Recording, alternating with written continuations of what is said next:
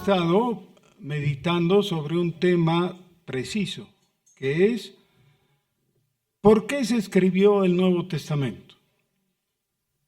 Esto ante el planteamiento de que en los días del Señor Jesús, Él mismo y sus apóstoles se apoyaron, utilizaron, digamos, como fuente de revelación, el Antiguo Testamento. Y no necesitaron más. Con el Antiguo Testamento tenían todo lo suficiente para establecer lo que nosotros llamaríamos una base bíblica. Eso era todo. Entonces, hacemos la pregunta, un poco ingenua, pero válida. Entonces, ¿para qué se escribió el Nuevo Testamento? Y ya hemos estado tratando de mostrar cómo ha habido una evolución a través de los días de los apóstoles en cuanto a la revelación. Digo evolución en el sentido de ir creciendo. Obviamente,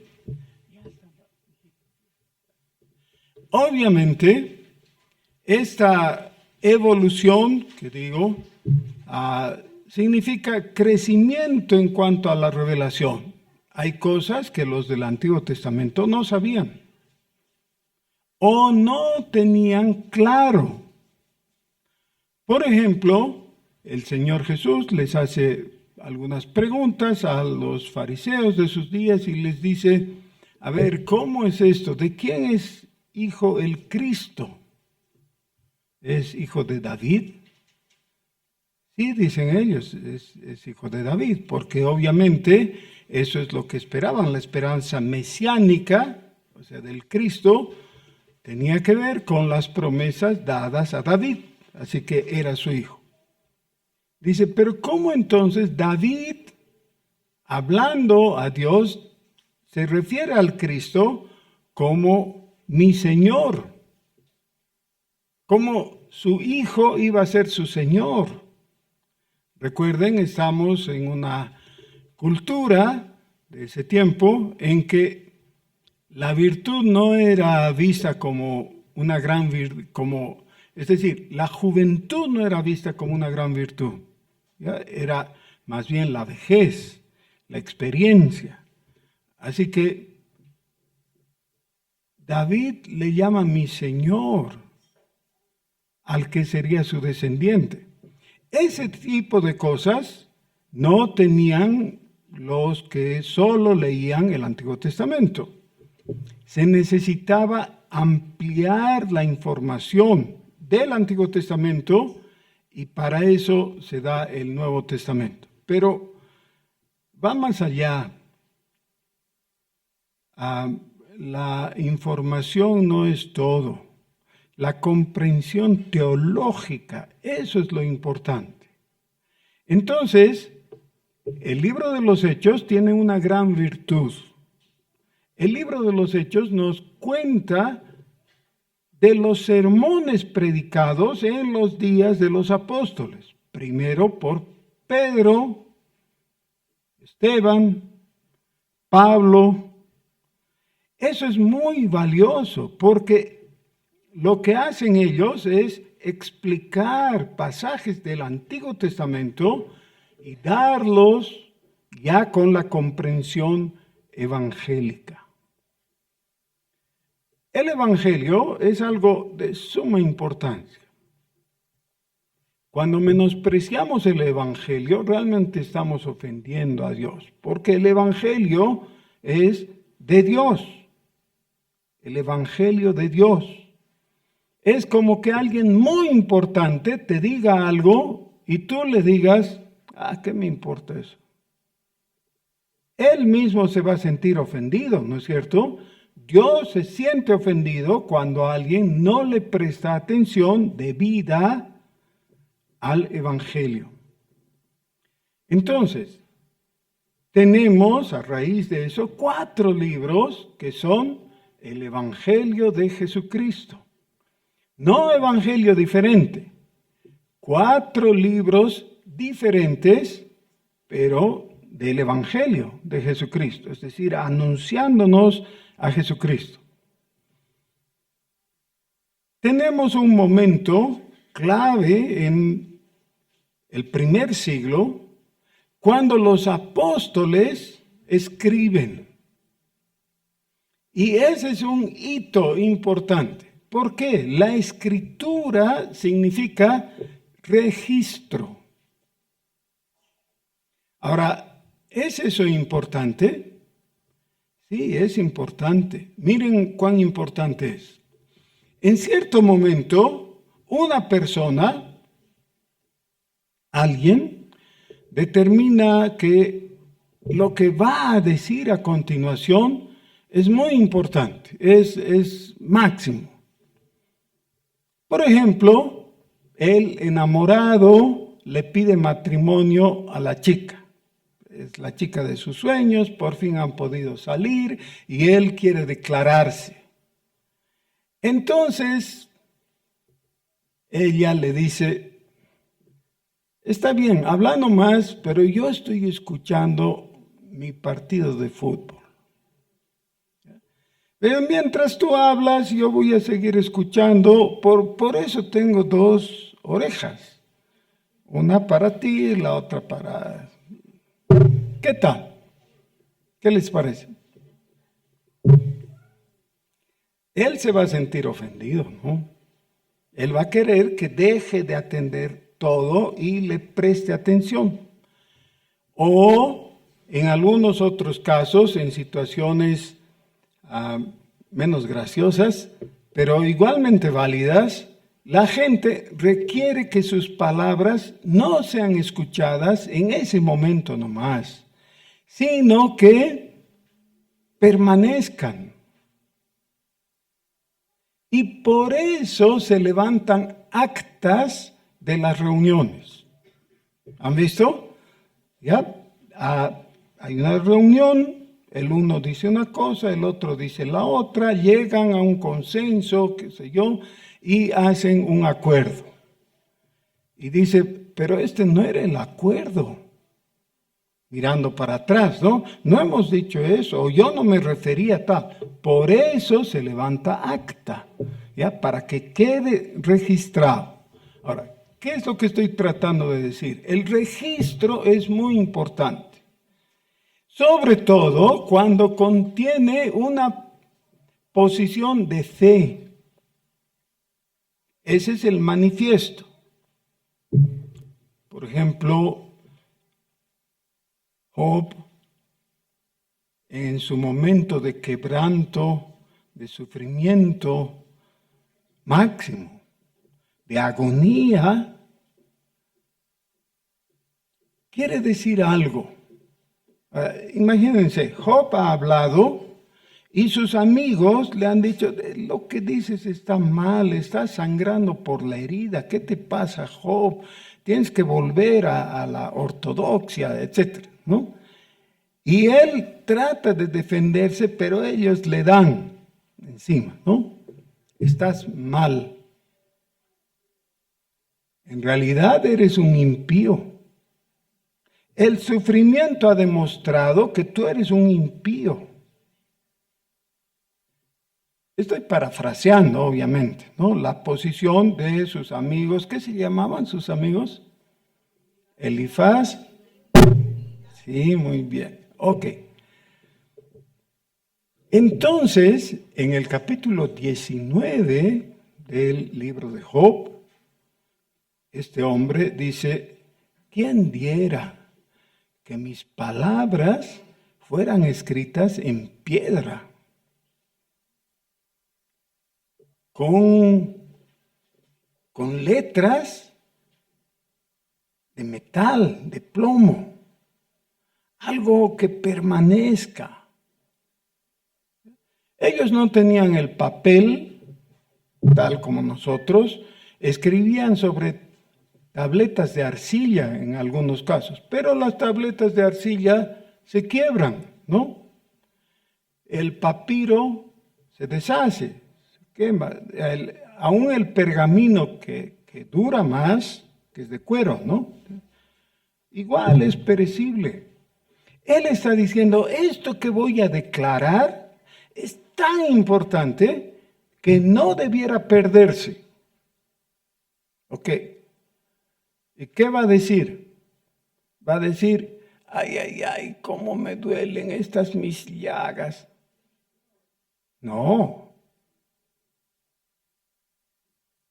Ya ha dicho eso. Pero eso no es lo que quiere que permanezca. ¿Qué quiere? Lo que va a manifestar, él ve de trascendencia importantísima. ¿Alguien recuerda las palabras? Job entonces dice sus palabras, que quiere que se sostengan, que se mantengan. ¿Y saben qué? Esas palabras se han mantenido. Y todavía se repiten ocasionalmente en muchos funerales cristianos. Miren qué lindo. O sea, una gran cantidad de cristianos escuchan eso consecutivamente cada vez que hay un funeral, o casi cada vez.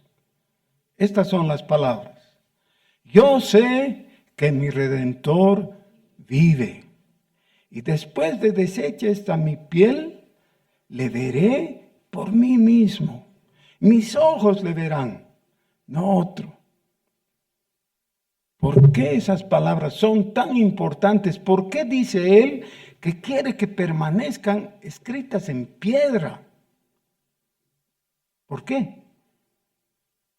Porque el registro es importante.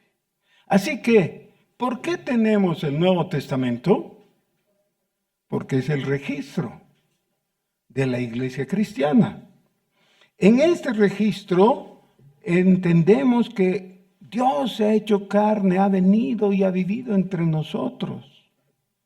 En este registro sabemos que Él ha muerto por nuestros pecados, pero no ha quedado muerto. Ahora vive. Eso, si hubiera sido dicho y olvidado, sería una pérdida, pero horrible. El Señor Jesús ha resucitado.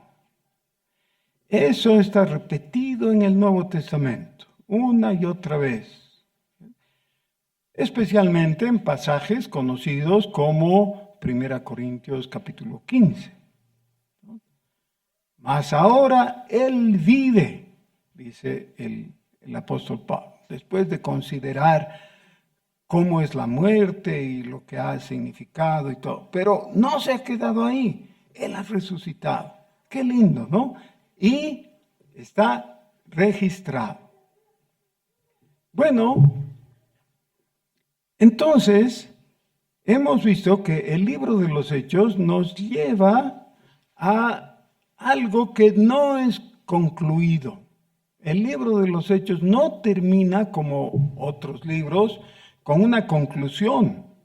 Es inconcluso a propósito, es como que se hubiera terminado con puntos suspensivos. Porque nos ha contado, primeramente, qué hicieron los apóstoles hasta Pablo, y después qué hizo Pablo, y luego, decimos nosotros, luego escriban ustedes. Esa es la impresión. O sea, es lo que nosotros tenemos que escribir. Y por eso viene a continuación, con tanta importancia, la historia de la iglesia. Ya esparcida, creciendo, con sus grandes triunfos, victorias, y también con sus tropiezos, sus dificultades y todo. Pero lo que pasó con esa generación, con Jesús y sus apóstoles, eso tenía que quedar registrado porque es el lugar de donde sale nuestra fe. En los días de la Reforma, la Iglesia de Roma enfatizó en el hecho de que la historia de la iglesia había producido algo llamado la tradición, que se puede quedar escrita, pero que se ha transmitido a través de el verbo, es decir, el hablar de la gente. Y la tradición es muy importante, tan importante como la escritura. Está al par de la escritura. Y entonces uno dice, bueno, pero cuando tenemos la escritura diciendo algo y la tradición diciendo lo contrario, ¿cuál vale? Y la Iglesia de Roma tiene la respuesta. Dice, vale lo que la Iglesia ha guardado de la escritura y de la tradición y que está administrada, toda esa información, por el Santo Padre. Así que Él es el administrador. ¿Ya? Y cuando hay una contradicción, un punto difícil, lo que dice el Papa, eso es. Bueno, pero eso hace de una persona alguien muy poderoso. Alguna vez todos nosotros hemos estado en un problema de tránsito, ¿no? Hemos chocado o nos han chocado y hemos tenido que ir a la comisaría de tránsito. Y ahí el comisario de tránsito, ¿qué pasó? Ah, sí, pasó que yo estaba yendo por mi carril y vino el otro y me chocó. Ah, ya, entonces multa. No, dice el otro, yo le voy a contar lo que realmente pasó. Y tiene su versión. Pero, ¿qué pasa si le chocas al auto de la policía?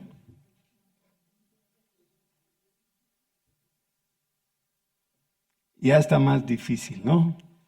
Porque el comisario de tránsito trabaja para la entidad que representa el policía. Entonces, tú esperas que haya alguien ecuánime. La pregunta es, ¿cuál es la verdad? Y la verdad tiene que estar referida a algo importante, entre otras cosas. O sea, tiene que tener ciertas características, pero una de ellas es que sea relevante.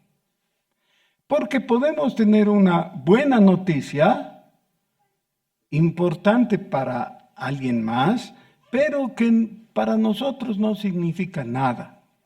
Digamos, ¿qué tal si ahora llega alguien metiendo bulla y dice, disculpen la interrupción, pero yo tengo una muy buena noticia? Allá. ¿Y qué es esa buena noticia? Han encontrado petróleo cerca de Madagascar. ¡Wow! ¿Y cómo nos afecta eso? No, bueno, no nos afecta, eso es para ellos. Y entonces, ¿por qué es buena noticia? La buena noticia tiene que ser relevante a nosotros, tiene que importarnos. Ahora, todavía en el nivel teórico hay una buena noticia que de hecho tendría que importarnos y es la referida a nuestra comprensión de la verdad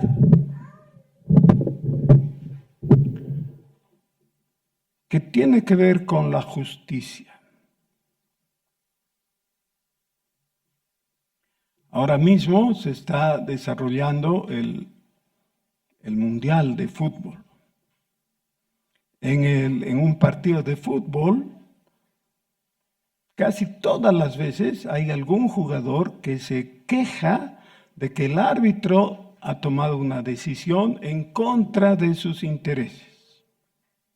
Por ejemplo, si después lo entrevistan y le dice usted estaba gritando, enojado contra el árbitro, ¿por qué?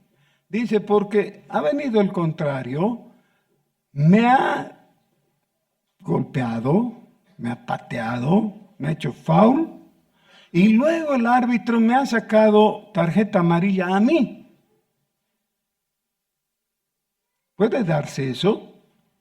Sí, pues se da a veces, de vez en cuando, porque el árbitro también es humano y se distrae, ve a otro lado y de repente le han hecho notar y parecía que estaba cobrando bien y no estaba bien. Entonces, ¿qué es lo que grita el jugador afectado? Es injusto. Y ese grito de protesta respecto a la justicia está dado en todo plano, en todo orden de cosas. ¿Cómo puede ser que, siendo yo tan brillante, me paguen tan poquito? Y al badulaque de mi vecino, que ha estudiado menos, su título es inferior, sus aptitudes son menores, pero le pagan el triple. ¿Y qué decimos? Es injusto. Y así el que está casado con la fea, ¿qué dice? ¿Qué dice? Es injusto.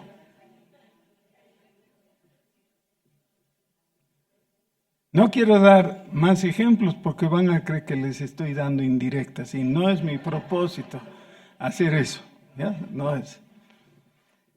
Pero así es la vida.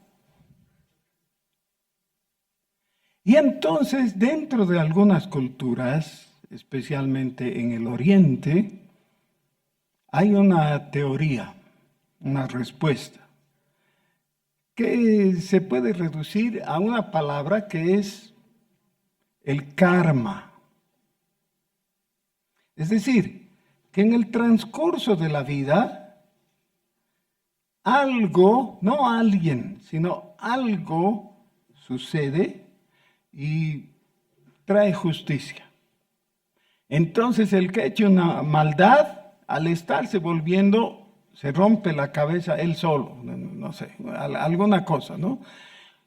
Y cuando no alcanza la visión de esta vida para reconocer que el karma se ha cumplido, entonces ellos tienen una forma de explicar, dicen, claro, en esta vida no se le ha hecho justicia, pero hay la reencarnación, en la próxima va a ser un perro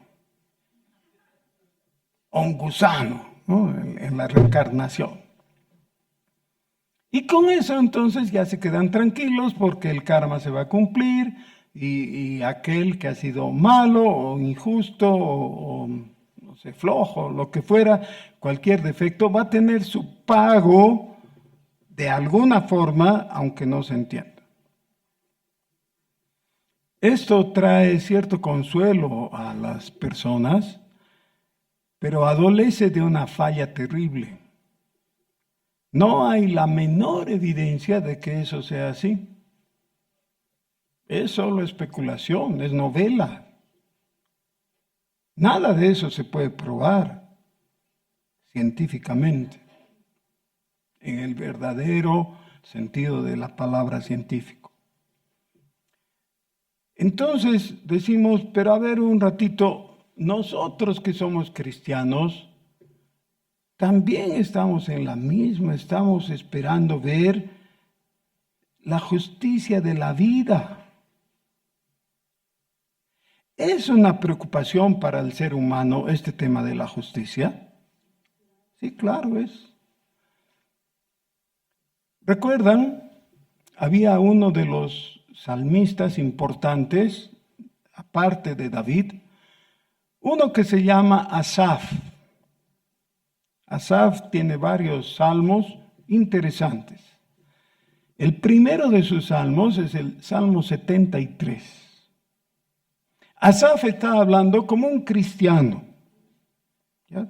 Era un creyente judío de su época, pero está hablando lo mismo que hablaría un cristiano. Básicamente él dice,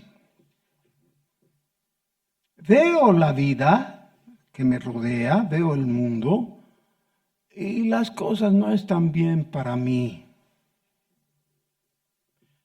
Resulta que me he portado bien, pero me va mal. Y veo que al que se ha portado mal, le va bien. Es más, en términos exagerados, el que ha hecho lo malo y ha sido un impío y ha desobedecido la ley de Dios, él está tan gordo, en ese tiempo ser gordo era ser próspero, ¿no? Está tan gordo que ya se le van a salir los ojos, dice, ¿no? Sí, así esas figuras, todo le va bien y a mí mal. Ya, ese es el planteamiento básico. Es el tema de la prosperidad. ¿Por qué él prospera y yo no? Y entonces dice, yo he estado tentado a pensar de esa forma. Pero me he dado cuenta que si formulara ese pensamiento, en realidad estaría entrando en un campo de engaño. Porque resulta que lo que he hecho ha sido entrar a hablar con Dios y preguntarle. Y cuando le he preguntado, se ha hecho la luz y he podido entender el porqué de las cosas. ¿Por qué? Y entonces me he muerto de vergüenza. Y me he dado cuenta que mis reclamos, mis observaciones no eran justos. Porque recién ahí he captado que el bien del otro no tendría que preocuparme porque no es una referencia válida. Porque para mí el bien es Dios mismo. El tener a Dios, ese es el bien. Y no necesito otra cosa. Y con eso puedo ser feliz. Él es suficiente. En Él tengo la respuesta. Asaf lo dice mejor que yo, así que lean el Salmo 73, por favor, medítenlo y dense cuenta qué hermosas palabras tiene y que han sido registradas. Ahora,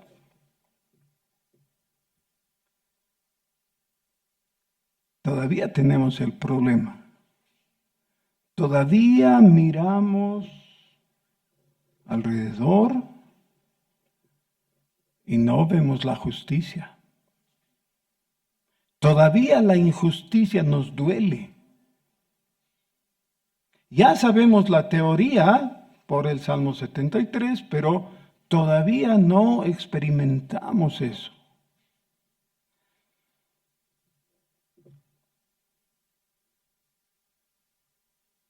Vamos a registrar en piedra.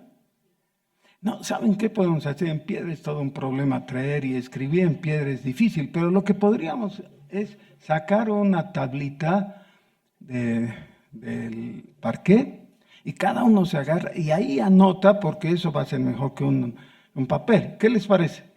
No, por favor, no destruyan. Pero registren esto, porque esto es de máxima importancia, no lo pueden perder. Guárdenlo con empeño. El capítulo 1, versículo 17 de la epístola a los romanos. ¿Se acuerdan? Hemos comenzado con la epístola a los romanos la semana pasada, ¿no? Dice, porque en el Evangelio la justicia de Dios se revela por fe. Ahí paramos un momentito. Porque en el Evangelio la justicia de Dios se revela por fe. Seguramente varios de ustedes, especialmente los que tienen más edad, recuerdan que había una época que en los periódicos publicaban una hoja, toda una hoja, en la que uno, cuando iba a ver esa hoja directamente, veía que era un enredo sin sentido, rayas de todo tipo. ¿Y qué es esto? Pensaba, debe ser una falla de imprenta.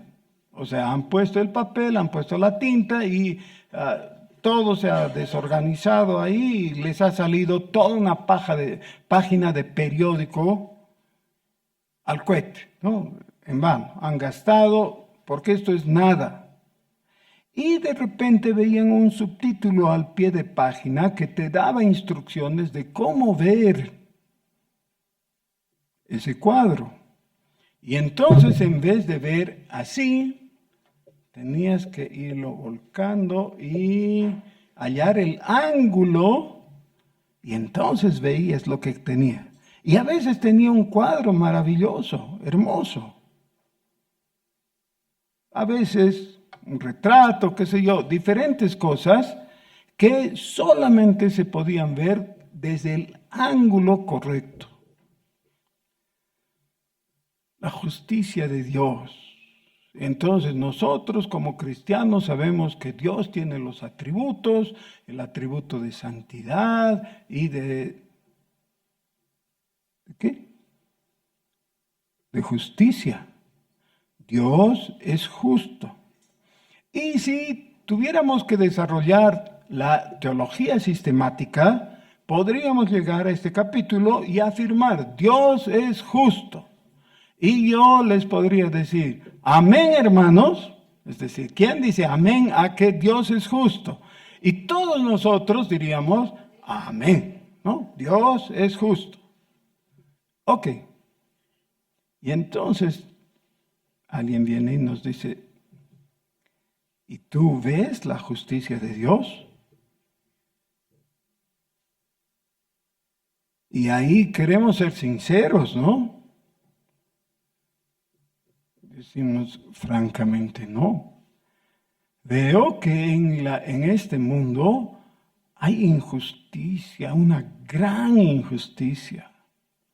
Y lo grave es que a veces aquellos que tienen que guardar y hacer cumplir la justicia, justo son los actores que promueven la injusticia. Con eso no veo la justicia. No la veo.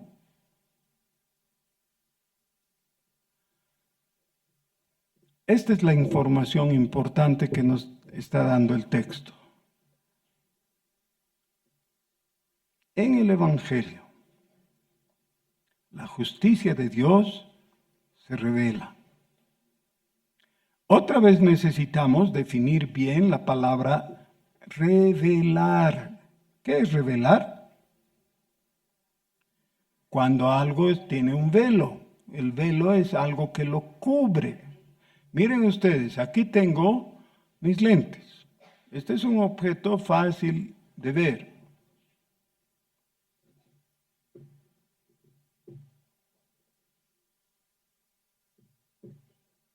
¿Qué hice con mis lentes?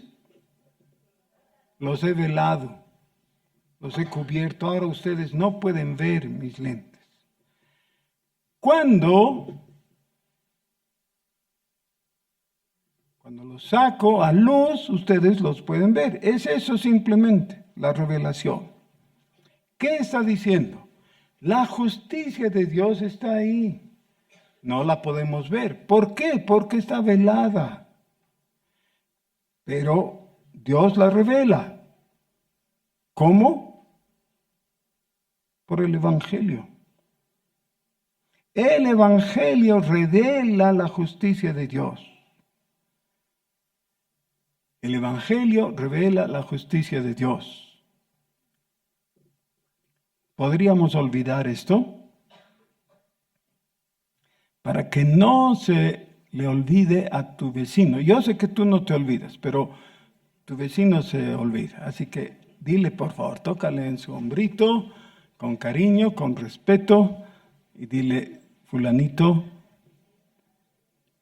el Evangelio revela la justicia de Dios. Díganle.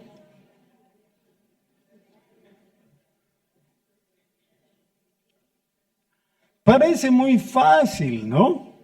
Parece muy fácil, pero puede ser muy complicado si es que no le ponemos atención. ¿Cómo era la frase? El Evangelio revela la justicia de Dios. Ok, ¿todos ya saben? ¿Sí? ¿Cómo puede ser que le hayas dicho a tu vecino que el Evangelio revela la justicia de Dios? Tú ya has cumplido. Pero ahora tienes que asegurarte. Pregúntale. A ver, ¿qué te dije? ¿Qué te dije?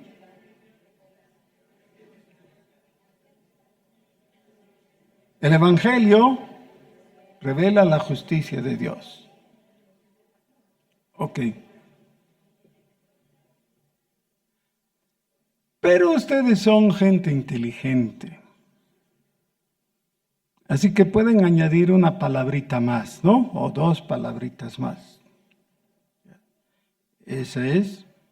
El Evangelio revela la justicia de Dios por fe. Ahora ya está más completo, ¿no? El Evangelio revela la justicia de Dios por fe. ¿Qué es por fe? Es ver el plano en el ángulo correcto. No podías ver su significado hasta que tiene el ángulo correcto, y eso es el equivalente a la fe. ¿Cuándo puedes entender la revelación de Dios? Cuando le crees.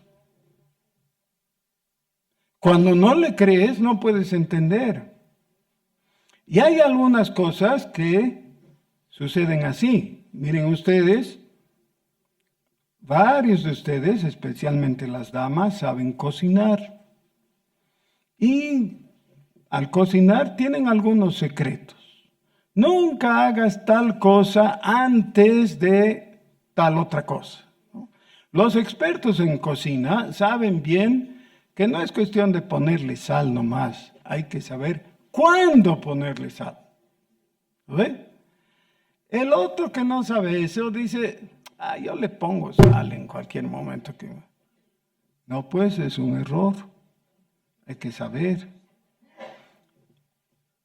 Como eso hay un sinfín de secretitos que los unos tienen, que los otros no saben, pero que necesitan saber. Este es el punto. No se va a revelar la justicia de Dios para ti si no tienes fe. Tienes que tener fe en Dios.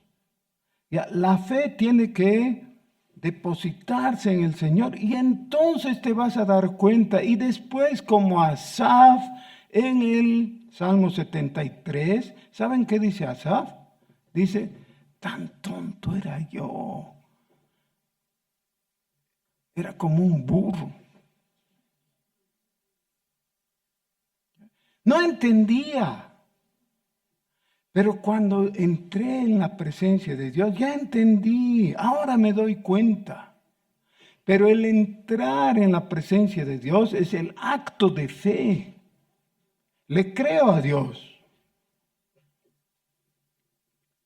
Ahora, el inteligente de tu lado ya ha aprendido que en el Evangelio la justicia de Dios se revela por fe. ¿Ya entendió?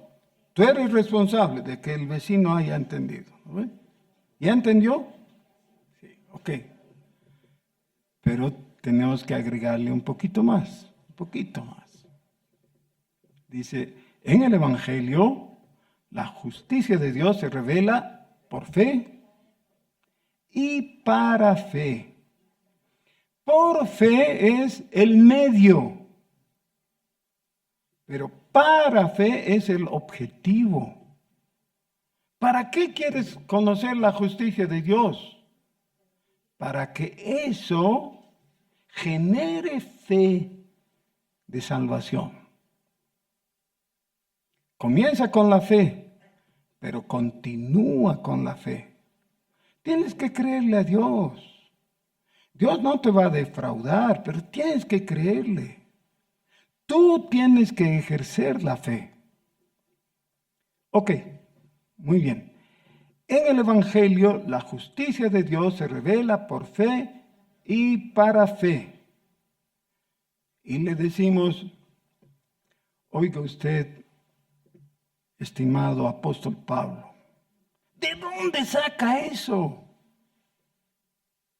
¿De dónde? ¿Acaso se está inventando? No, dice Pablo. Eso estaba ya en la escritura del Antiguo Testamento. No ha cambiado en nada. Miren, ¿qué es lo que dice el profeta Habacuc?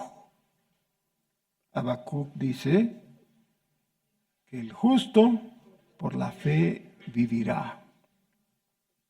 ¿Qué es lo que genera fe y sostiene la fe en la persona que resulta justa a los ojos de Dios? Ya que no hay justo ni a uno, ¿no? Pero ¿por qué considera Dios justo a alguien? ¿Por qué? Por fe. Por la fe. Cuando le creemos a Dios, Dios nos considera justos. Eso es tan importante que cuando el monje agustino, llamado Martín Lutero, leyó, incendió Europa con la Reforma Protestante. Fue algo que vino a calmar la tremenda sed de su corazón, porque él se sentía condenado delante de Dios y aunque siguiera todos los sacramentos, era un monje, era un sacerdote además, ¿ya? Y cuántas cosas hiciera, no le traían paz. Él se sentía enemigo de Dios porque veía los ojos de Dios llenos de ira sobre sí por causa de su conducta. Ahora, todos los demás decían que era un buen hombre. Era un monje cumplidor de todas las reglas, era sobresaliente en el monasterio por su buena conducta y su inteligencia. Y sin embargo, él se sentía lo peor, acusado y condenado por la ley de Dios, hasta que leyó esto. El justo por la fe vivirá. ¿Qué significa qué? Que en el Evangelio la justicia de Dios se revela por fe y para fe.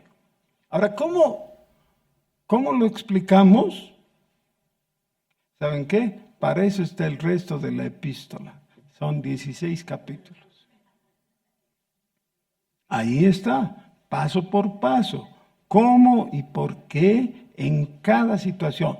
Lo interesante en la epístola a los Romanos es que el apóstol Pablo, por el Espíritu Santo, parece estarnos leyendo la mente todo el tiempo. Porque cuando uno lee Romanos con atención, piensa algunas cosas en reacción a lo que está diciendo el texto. Y entonces, a continuación nos dice, pero tú dices tal cosa, ¿no? Y nos la explica. Así que no es solamente que nosotros leemos a Pablo, inspirado por el Espíritu Santo, en el texto que ha escrito, sino que Dios lee en nuestros corazones, en nuestros pensamientos, a medida que desarrollamos el texto. Eso es lo importante, eso es lo interesante. Ahora, tratemos de observar ¿Cómo ha surgido todo este asunto? Les dice a los romanos, ¿saben qué? Yo he querido ir donde ustedes varias veces, pero he sido estorbado, no he podido.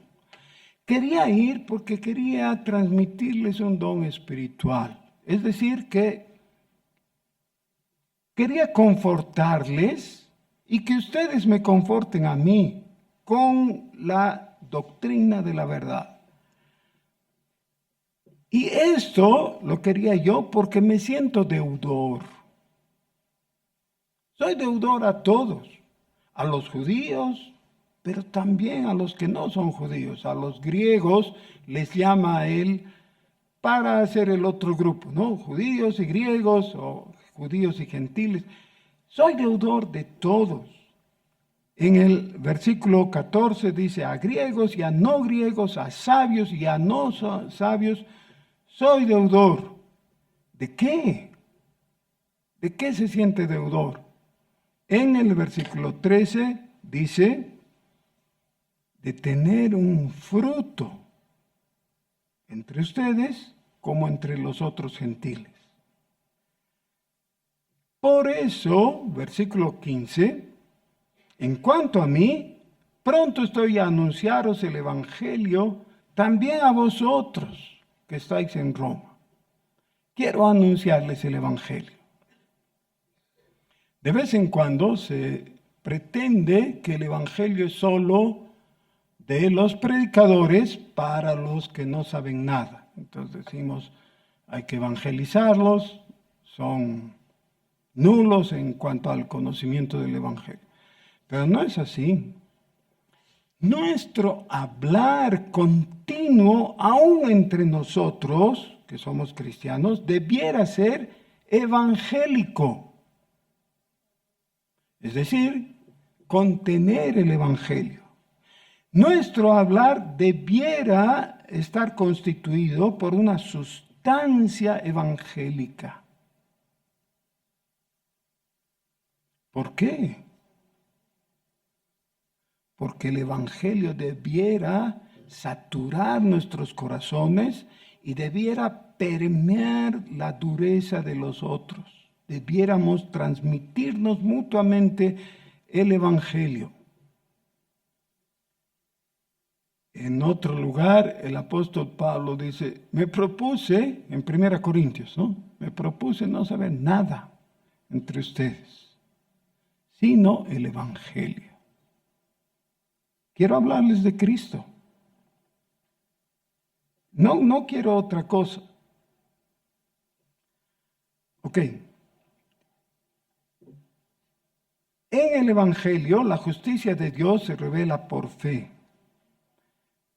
Significa que tu gran preocupación va a ser respondida, pero dentro del orden discursivo propio de el hablar del apóstol, que es el Evangelio.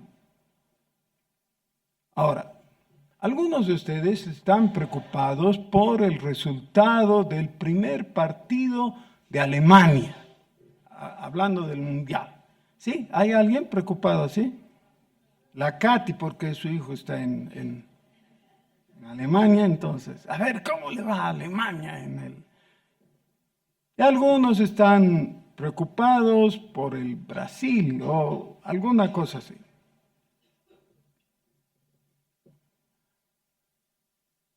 ¿Cómo nos fue? Ayer jugó el Brasil. ¿Y cómo fue el resultado? ¿Cómo quedaron? Y el antipático te dice, no quiero hablar de eso. ¿De qué quieres hablar? Del Evangelio. Ah, no, eres un fanático. ¿Del Evangelio? ¡Qué inoportuno! Del fútbol quiero hablar. Y tal vez piensen algunos que estoy creando una antítesis inadecuada e insostenible. No, ¿saben qué? Todos nosotros debiéramos estar tan llenos del Evangelio por comprender la justicia de Dios, que no podamos hablar de otra cosa. Ahora, esa es nuestra aspiración. No les estoy diciendo que si hablan de fútbol ya se sientan pecadores, no estoy diciendo eso. Lo que estoy diciendo es que nuestra aspiración sea que estemos plenamente llenos del Evangelio. Cuando el Evangelio llena tu corazón, entonces tienes respuesta para las cosas de la vida de acuerdo a la administración de la sabiduría de Dios. Eso ya es Efesios, ¿no? Ahora estamos en Romanos. Pero eso es lo que pasa. Cuando tienes tu corazón lleno del Evangelio, tu comprensión de la justicia es posible y es satisfactoria. ¿Quiere decir que ya entiendes todas las cosas? ¿Ya entiendes la guerra entre Estados Unidos y el Irán? Yo francamente no entiendo todavía, no sé cómo se dedican a perder miles de millones de dólares en un caprichito, ¿no? Una cosa así. ¿Cómo no pueden sentarse y hablar? O entre Rusia y Ucrania. Sí, no comprendo todo, pero comprendo lo fundamental. Y todavía no he dicho qué es lo fundamental. Eso está para la próxima semana. Pero el apóstol nos va a hablar de lo que es fundamental. Sin embargo, quiero dar un pequeño adelanto. Lo fundamental es saber que tu problema no es con los bloqueadores, ni los bloqueadores del altiplano, ni los bloqueadores del estrecho de Hormuz. Ese no es tu problema principal. Por supuesto que te molesta, te interrumpe. Nosotros hemos estado 40 días prisioneros ahí en mi casa sin poder salir porque estaba físicamente bloqueado. Claro que nos preocupa y molesta. Sí, pero ese no es el problema principal. El problema principal es que hay alguien que está airado. Está muy enojado contigo. Muy enojado.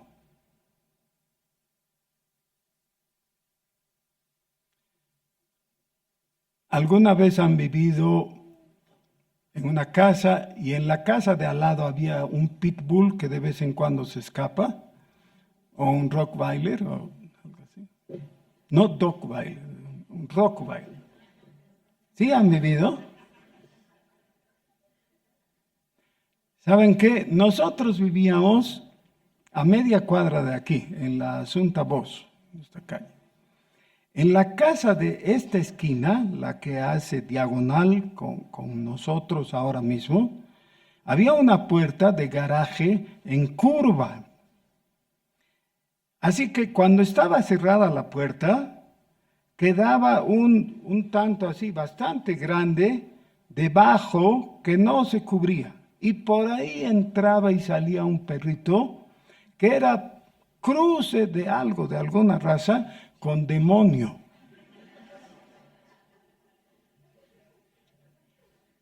Era un perrito chiquito ahí que si uno lo viera quieto y callado, diría, oh, qué lindo perrito, o qué feo perrito, no sé, pero era un perrito así, pero de mala costumbre. Salía como cohetillo e iba y directamente te mordía. ¿Conocen ese dicho, perro que ladra no muerde? Este ladraba y mordía.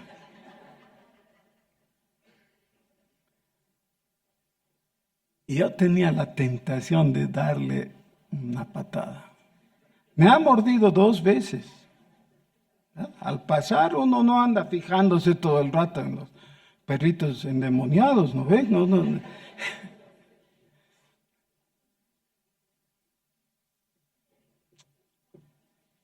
Hay situaciones así. Ahora, ¿hubiera yo querido ser amigo de ese perrito? Yo hubiera querido que al pasar el perrito salga, yo lo acaricie un poco y le dé un pancito, no sé, alguna cosa así, llevarnos bien, yo hubiera estado bien. Pero realmente me enojaba mucho, me ha enojado cuando me ha mordido, pues, claro. Pero era un perrito. No me ha contagiado de rabia ni nada, solo me ha molestado y me ha dolido. Pero ¿y qué tal si hubiera sido un Rottweiler?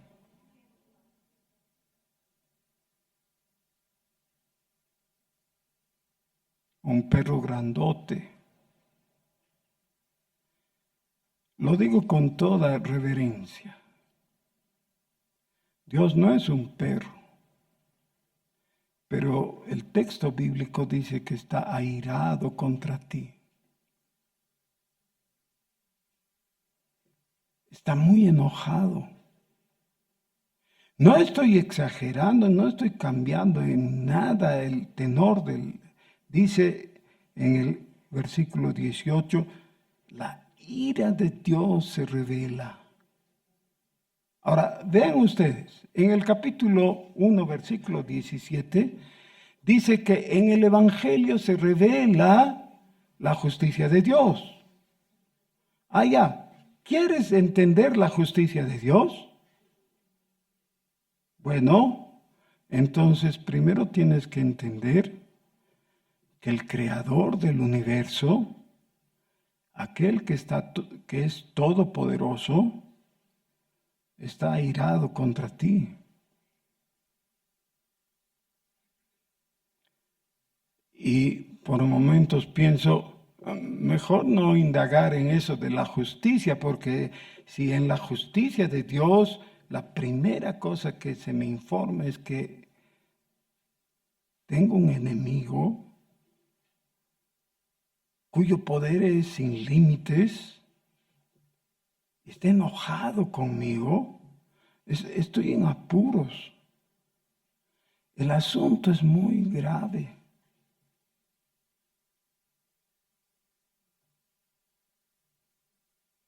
¿Qué voy a hacer? Y esos eran los sentimientos de Martín Lutero. He molestado, he ofendido al Todopoderoso. Estoy en problemas.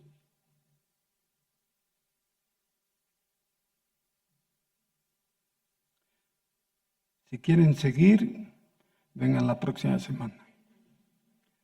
Ahora necesitamos volver nuestros ojos a Dios y agradecerle por su buena voluntad al revelar la justicia, su justicia. Estamos empezando a verla nomás. Pero debemos afirmar nuestros corazones en la disposición de creerle. Porque no creerle es un desatino muy grande. Vamos a creerle a Dios. Oremos.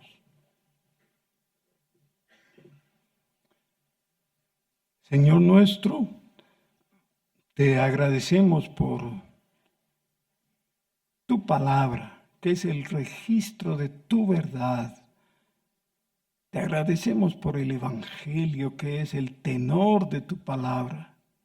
Te agradecemos por la justicia que a ti te importa y a nosotros también, aunque de diferente forma. Te agradecemos, Señor, porque tú has dado tu palabra justo para que no andemos en tinieblas, para que caminemos en tu luz, en la verdad. Te alabamos, Señor, en el nombre de Jesús. Amén.